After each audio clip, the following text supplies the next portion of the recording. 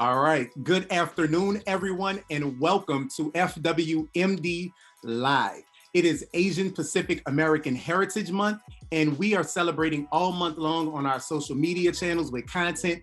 And today we are chatting about how you can be an ally for Asian Americans and Pacific Islanders in medicine and beyond. We have experts from the TCU and UNT-HSC School of Medicine, the TCU School of Interdisciplinary Studies, and the Tarrant County Asian American Chamber Association joining us for our conversation today. But before we get to that, let's start with me. I'm Prescott Stokes III, the Integrated Content and Marketing Manager here at the TCU and UNT-HSC School of Medicine, and I am happy to be here with Dr. Amy Faith Ho joining us for our conversation today. How are you doing, Dr. Ho? I'm doing great. Thanks so much for having us, Prescott. I think this is a great topic. All right. I just want to let everybody watching know that Dr. Ho is an assistant professor here at the School of Medicine. She's also an emergency medicine physician at JPS in the Fort Worth area. And I'm also happy to have Professor Scott Kurashige joining us for our conversation today. How are you doing, Professor Kurashige? These are difficult times, but it's important to tackle this topic. So I'm happy to be here with you all. Thanks. All right, and we're happy to have you. So I just want to let everybody know that Professor Kurashige is the Department Chair of Comparative Race and Ethnic Studies at the TCU School of Interdisciplinary Studies. And we are also happy to have another very special guest with us today. Myong Chong is joining us for our conversation. How are you doing, Myong? Hello, it's great to see you all, and I'm happy to be here today. All right, we are so happy to have you, Myong. So I just want to let everybody know that Myong is the 18th president of the Federation of Mid-South Korean Association, FMSCA for short, and the founder and CEO of Hana Iso Medspa in Fort Worth. She also serves as an advisory board member of the Tarrant County Asian American Chamber of Commerce, and she's actually been an advisory board member since 1997. And we also have another very special guest joining us today. We have our second-year medical student, Juhi Shah, who is a member of the Asian American Student Interest Group here at the School of Medicine. And Juhi is going to begin our discussion today with a poem that she penned about her Asian American heritage and what it means to her. How you doing, Juhi? Thank you, Prescott. I'm hopeful today, especially since we're talking about such an important topic. It makes me feel good today. So thanks for having me, and I'll go ahead and start off my poem. All right, the floor is yours. It's titled, I Still Believe. I still believe that anti-Asian hate crime is real. I still believe that these attacks are a form of terrorism. I still believe that our humanity is lost where our hearts and minds are severed from one another. I still believe that we are living in the midst of a war within our own country. I still believe that I am in fear for my Asian friends and families who could be kicked, punched, or shot. I still believe the sacrifices of our families to immigrate will be the fire that courses through our veins to continue to create change.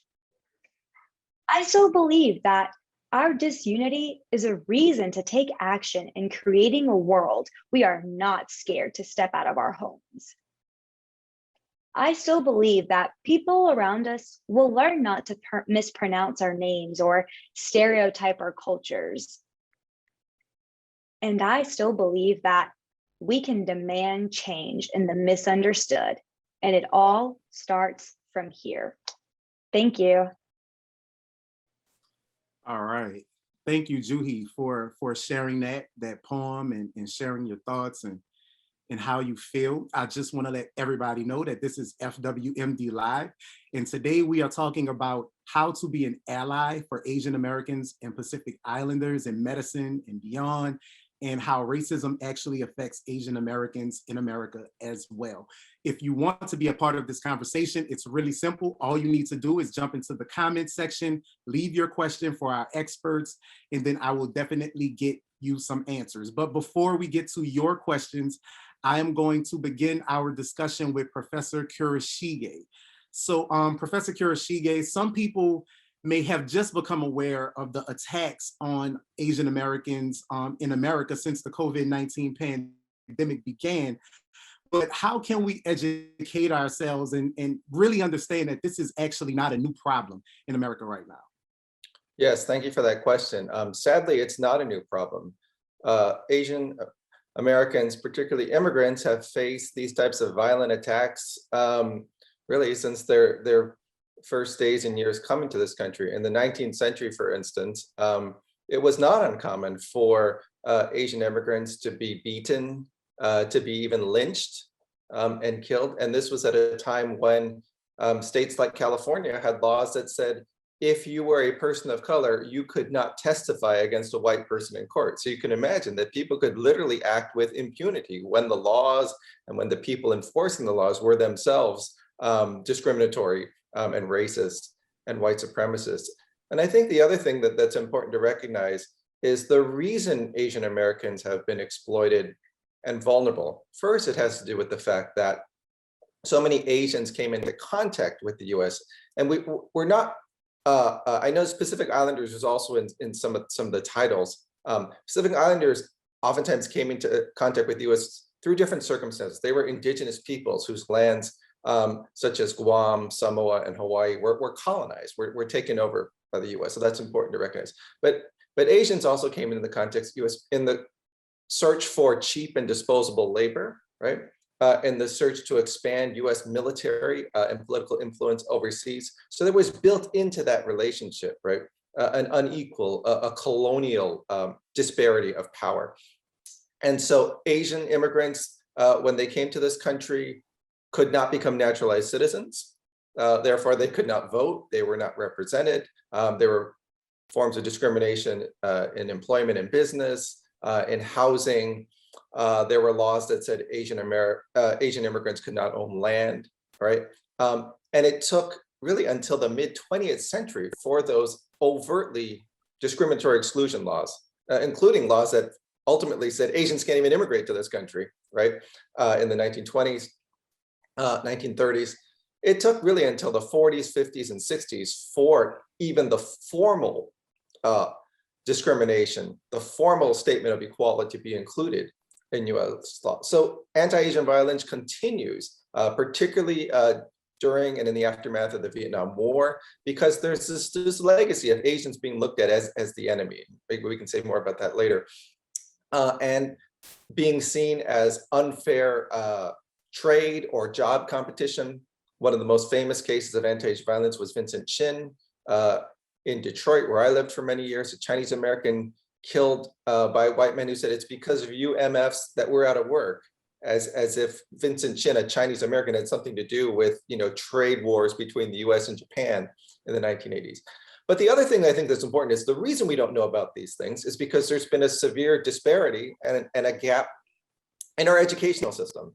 Asian American Studies is a topic I've been teaching for 30 years. But every time I teach the class, I ask students, have you ever studied this subject before? Were you required to learn this in high school or in elementary or middle school? And the answer almost uniformly is no. So it's not only that there's a long history of it, there's a long history of denying that history and denying the evidence of racism, discrimination, and violence against Asian Americans. And that's really just as important to address as the violence itself, because they go hand in hand.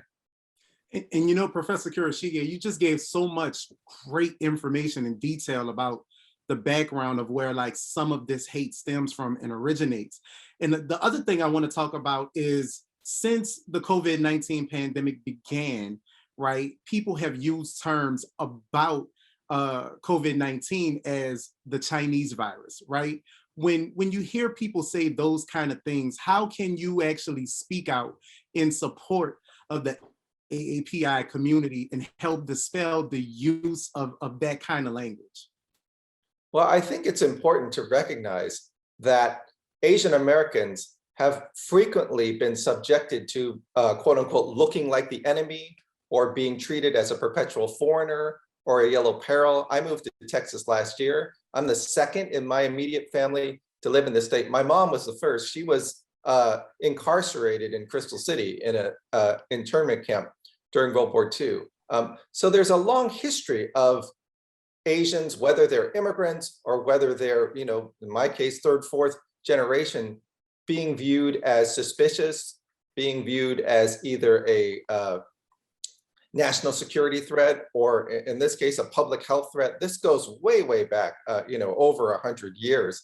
A lot of the early exclusion laws were based on the idea that Chinese immigrants or Chinatown or Asian immigrants posed a threat to public health in this country. And sadly, we saw that inflamed by the former president, you know, as well as others, deliberately calling the virus the China virus, or even terms like Kung flu, of course, we heard. And so many of us who are experts in this field have been studying this topic for decades said, you can't make these types of inflammatory statements without putting people's actual lives and their health at risk, right? And we do that at the cost of actually having sound public health policies. People looking for scapegoats rather than looking at real solutions and structural remedies to both the pandemic and the issue of discrimination in this country. All right, that's wonderful information from Professor Kurashige. I just want to let everybody know, if you're just joining us, this is FWMD Live. And today we are talking about how to be an ally for Asian Americans and Pacific Islanders, and also how racism affects that community as well. If you have any questions or comments, just jump into the comment section and leave your question for our experts, and then we will definitely get some answers and discuss. So now I want to talk a little bit about the implications of racism against Asian Americans affecting medicine. So Dr. Ho, so Professor Kurashige just talked about people using the kind of terms of like Chinese virus to label COVID-19. How important is it for physicians to speak out against classifying a virus or a medical condition by using a country to describe it? Yeah, that's a great question. I think when this all started, it was very common, I think, in our vernacular to reference it as the COVID virus from China, because that's kind of, you know, where it evolved from. And I think a part of it for us as healthcare providers is to understand that our discourse can also shape reality. And so how we term things is also quite important, not only in the political sphere, but then also how we do it with individual patients. I think for physicians in particular, though, and this is true not only in, you know, the instance of AAPI hate, but also in kind of all issues of social disparity, that physicians are in a very, very, very unique position in society where in general, we're quite privileged. Like, we have a voice, we have the ability to advocate, but we also have a very personal connection with vulnerable populations through our patients. So my takeaway from this is to not only be careful of the discourse that we use ourselves, the discourse that we perpetuate into kind of the vernacular in society, but to also always advocate for our patients so that when we hear the stories they tell us, that maybe they won't say for, you know, a lot of the reasons that Dr. Kurashige mentioned, like, you know, chronic disenfranchisement, historical fear, et cetera, stigma, that we're the ones that kind of speak out for them. And I do have another question for you, Dr. Ho. So you've been practicing medicine throughout the COVID-19 pandemic. How have you seen some of the hate crimes that we've been seeing in the news lately affecting Asian American physicians' relationship with patients? So I think definitely being an Asian physician has really helped for patients that feel targeted to open up. And again, that's where I think the advocacy piece comes for us. I think in all instances where there's a, you know, like a evil or a threat that's ultimately faceless, i.e. coronavirus, i.e. even the war on terror, you know, I mean, the same thing happened to people of Middle East descent 10 years ago. That we are cognizant of these stigmas and that we're cognizant of the effect that may have on people. A lot of times I think people are not going to be forthcoming that, you know, they're scared that they have COVID if they are Asian. We don't want to feel like they're targeted more and seen as someone that's like spreading it, especially when it's already a little stigmatized. And Juhi, I just want you to jump into this conversation right now because you're a medical student, and our medical students do get time in clinics with patients, with physicians alongside them, even at the very beginning of their medical school experience. So what has it been like for you? Thanks, Prescott, for including me on this question. I think Dr. Ho really touched a great aspect of the physician and patient relationship. I have a personal anecdote I would love to share about this. Like just being in my internal medicine clinic with Dr. Razai, we have this patient who comes in just stating all these barbaric facts about the China COVID virus and how, you know, one of his family members didn't really die because of the COVID virus. It was because of a different reason. And, you know, maneuvering those conversations, I saw how my physician and I were eloquently able to describe what the virus is actually called and kind of discuss the basic sciences behind it and relate it back to his physiology. I could see like a little light bulb went off in his head, like, oh, I realized this is the mistake that I made. And I believe that really kind of brings the physician-patient relationship a little bit stronger when you're able to have these mature conversations and kind of discuss what is going on in the world and how can I correct it. So that's just something personal that's been happening. There's so many of those stories in rotation. So this is a good exposure that I'm having with the COVID-19. And Dr. Ho, how important is it for physicians right now across the board to support other Asian American physicians right now when just what Juhi described, when these kind of things are coming up daily when they're seeing patients? I mean, I think it's super important because, you know, when issues in society happen, they immediately trickle down into healthcare. And we see that, you know, in the form of patient fear, we see that in the form of, you know, things like trauma, assaults, et cetera. So we see these effects extremely quickly. And I think that it's definitely one of our obligations to speak out about it. I think in terms of supporting the AAPI community in particular, this is one of the, I think, recent times where that discussion has been on the forefront of media, and that discussion happening in the public sphere, in the public domain, is extremely important for bringing awareness. That being said, I do think it's extremely important that we recognize there is indeed an AAPI issue. However, that today it's Asians, you know, like I said, around 9/11, it was Middle East, you know, less than a year ago, it was, you know, Black Lives Matter, that this is not an issue that is endemic to just one race, but something that we need to recognize universally and be willing to attack and be willing to advocate about. All right, thank you for that, Dr. Ho. And I just want to let everybody know this is FWMD Live. Today, we're talking about how you can be an ally for Asian Americans and Pacific Islanders here in America, and also how racism affects that community as well. If you have any comments or questions, feel free to jump into the comments and leave your questions, and then we can have a conversation about it with our experts.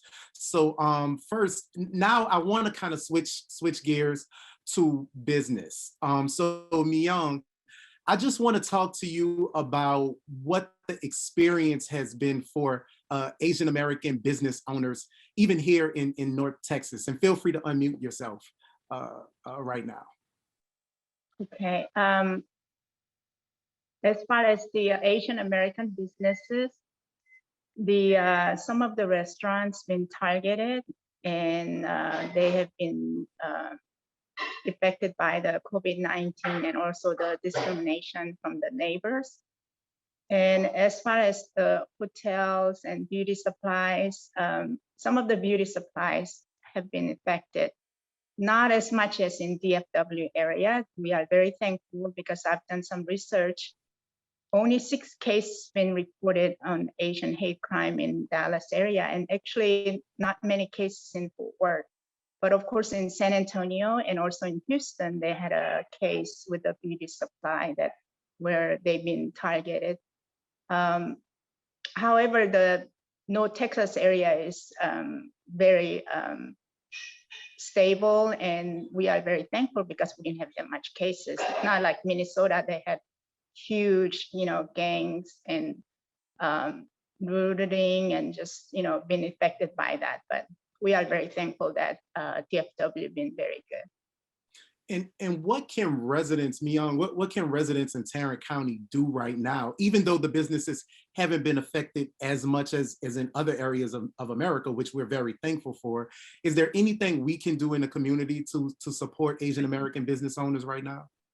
Yes, 9 out of 10 Korean Americans and some of the Asian Americans owns the small business. And it's very strong economic development for America. And so they need to realize that we are contributing a lot to this society and helping each other. So I think they should just all step out and support each other's, Asian American businesses.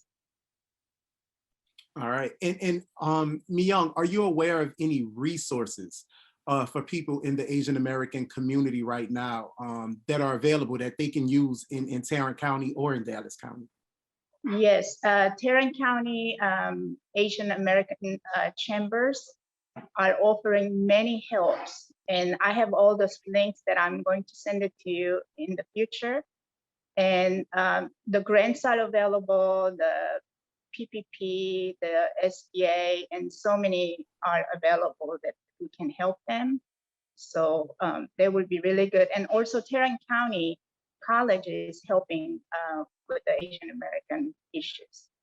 Okay, and that's great. So we will get those resources to be able to share after the show. We also have some resources that we are going to put into the comments right now, just in case anybody needs any sort of resources for Asian Americans. I just want to let everybody know this is FWMD Live, and today we are talking about how to be an ally for Asian Americans and Pacific Islanders, and also how racism affects the Asian American community in America as well. Professor Kurashige, I want to come back to you and talk a little bit about the idea of the model minority and that myth.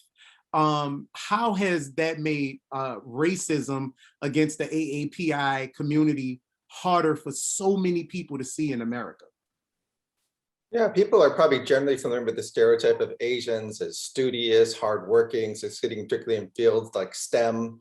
And obviously it's a stereotype because there are Asian Americans in poverty, Asian Americans who have suffered from discrimination, and the model minority that tends to paper over that, particularly when we don't disaggregate data, right? When we don't look at some of the Southeast Asian refugees like Hmong or Cambodian Americans who suffer higher rates of poverty, and when we don't look at the class distinctions that exist within the Asian American community. But even when you've seen Asian Americans, because our immigration policies have really promoted, right, hiring of Asian health and technical workers. So in Irving, for instance, there is now a large concentration of Asian Americans who work in the IT industry. But last summer, there was hate mail sent to Chinese and Indian American residents in Irving saying, leave this country or you may be killed, right?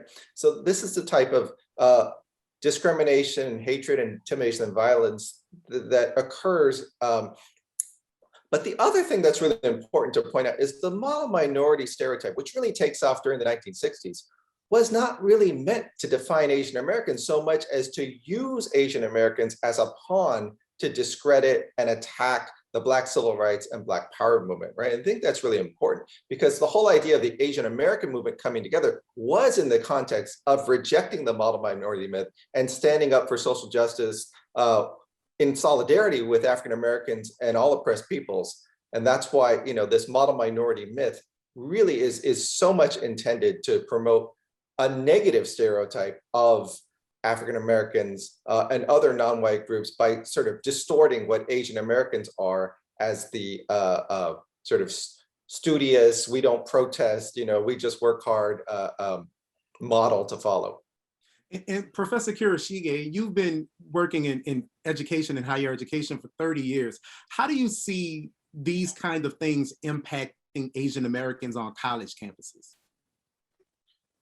Well, the whole field of Asian American studies actually arose through a multiracial struggle for race and ethnic studies. So I actually work in a field that wouldn't exist if it weren't for solidarity in political activism between Asian Americans, African Americans, Native Americans, Latinx, Chicanx people. So I think that's important to point out. And I think for Asian Americans today, there are some, like members of all races, who see education primarily as a source of individual achievement and upward mobility. But as the old saying goes, it takes a village to raise a child, right? We know, particularly in these times when we are being scapegoated, when we are being attacked, that we can't survive ourselves and our society will not survive unless we have a sense of solidarity that is based on justice for all.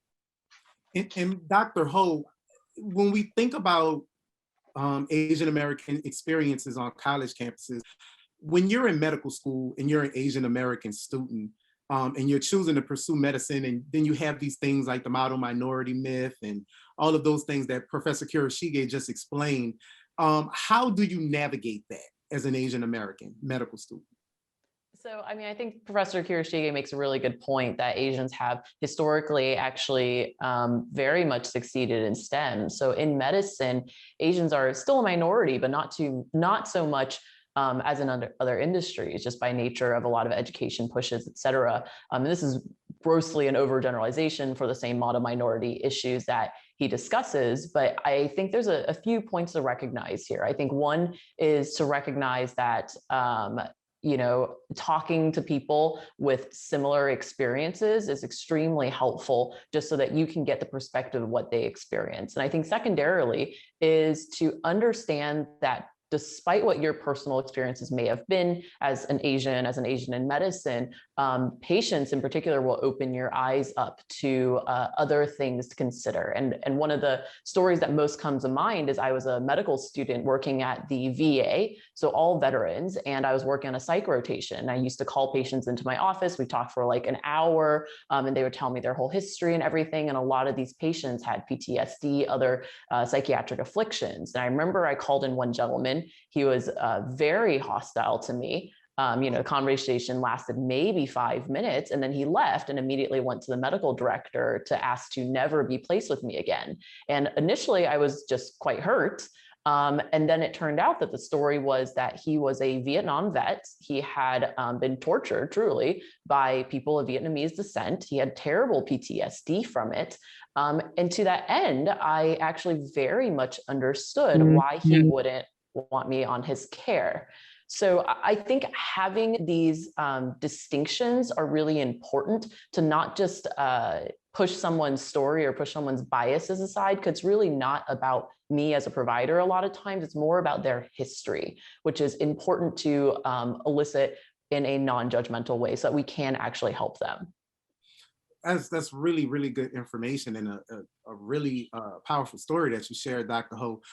We did get a question that came in, so I just want to say thanks for the question from our viewer from Facebook. And so actually this question could be answered by Dr. Ho and also Professor Kurashige. So the question is, how can you recognize when a friend or colleague is struggling? From a medical perspective, Dr. Ho, how can you recognize when an Asian American, whether it's a medical student or another physician or a resident, how can you recognize that and actually get them some help? Oh, that's such an amazing question, because it comes up a lot just in discussion about mental health. And with Asian populations in particular, mental health is very stigmatized. So we see that people don't seek help. There's actually a screening acronym called SIGECAPS, SIGECAPS, but it's basic questions about how are people sleeping? Are they having hopelessness? Do they still have joy? And that's an easy questionnaire that I'm sure we can give resources for to just ask people. But more importantly than anything, I think is creating a setting where it's okay for them to confide in you. So that means one-on-one time, open-ended questions, making sure that you're saying, hey, I'm really worried about you. I maybe noticed that, you aren't engaging that much. Is there anything you want to talk about? And creating an environment that's okay for them to say that, that they're not okay. And Professor Kurashige, does that advice change when it's a college student, or maybe if it's someone of, an Asian American that's in a professional setting, that's like a business setting or even a higher education setting, and they're actually struggling, but they may not be speaking up? Yeah, I think what's really important is that our institutions need to be proactive. I think it's great that we have events during May for Asian Pacific American Heritage Month, right? But June 1st, everyone still needs to be concerned about creating an inclusive climate for Asian Americans and for people of all backgrounds, right? And I think it's by transforming our structures, right? By making our structures more conscious, more sensitive, more aware and inclusive, that we can, we don't have to reach the point where individuals are struggling in crisis, where we pay attention to their concerns. I mean, I have a master's degree in Asian American Studies before I went to get my PhD. obviously there aren't a lot of degree granting programs specifically in Asian American studies in the country, but they're growing and there's certainly more classes and training available. So every institution should be proactively looking to hire and recruit people who have a background on working with Asian American and Pacific Islanders, and they should incorporate that ongoing training and education into their routine activities. All right, that's great information. I just want to let everybody know this is FWMD Live. Today we are talking about how you can be an ally for Asian Americans, and then also how racism affects Asian Americans in America as well. If you have any questions or comments, be sure to put that in the comments, and then we will definitely get you some answers from our experts. So Myong, I just want to ask you about just Asian Americans in the community here in North Texas. How can people actually support some of their Asian American elders, right? Because we see a lot of these hate crimes and attack crimes happening to older Asian Americans. And so what are just some things or some tips that we can kind of take away to be able to help and support our Asian American elders? Respect and love is our motto for Asian Americans. So whenever you see the elders, just treat them like your own mom or your dad, because they have so much wisdom and so much to teach us and share with us. So we should just treasure them and just respect them. All right. And on that same note, the idea of treasuring people and respecting their thoughts and understanding what they bring to the table. Professor Kurashige, why is it important that the fight against racism continues to be an inclusive fight, right? Why is that important? Yeah, I think one thing to really stress in race and ethnic studies is the concept of intersectionality, right? That I can be Asian American, but my experience is not just solely limited to, a narrow definition of race. If you're Asian, for instance, we have seen people that are essential workers or workers in particular fields are more vulnerable, right, to violence because of their contact with the public or their perception. We have seen Asian Americans who are going through mental health crises killed by the police after, their families called for assistance. And of course, there are many Asian Americans who are themselves biracial and multiracial, right? So I have members of my own family who are not Asian, who are Black, who are of other Pacific Islander or other ethnic and racial national backgrounds. So I think that's important. But the other thing that's important is, right now, there is so much violence in this country. How many incidents have there been just since the Atlanta shootings, not just against Asians, but just there was another mass shooting in Colorado, I think just yesterday, right?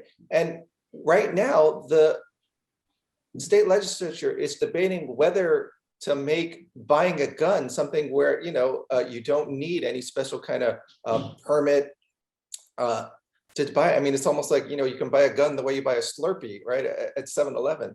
So I think, these debates may be very partisan, but the impact of having more guns and more violence and more hatred is going to impact people, of all backgrounds, right? And so that's why I think it's really important that we need to come together and recognize, what really is essential to our health and our well-being and our safety.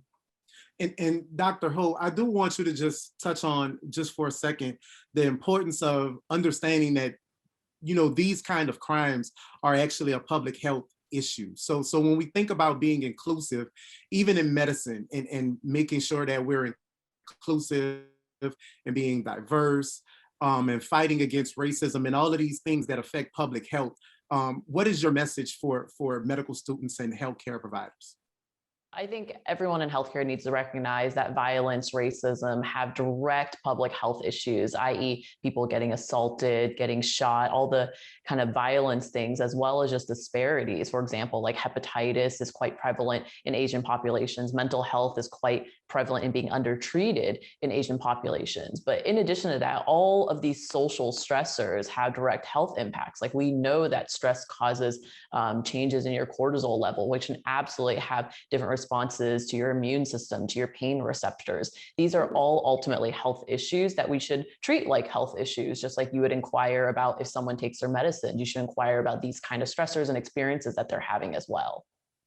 All right, thank you for that information, Dr. Ho. And also Myong, I do just want you to give your final thoughts as well, as far as making sure that the fight against racism, against all people of any kind, continues to be inclusive, even here in North Texas.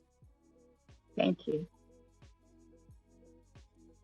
Yeah, all right.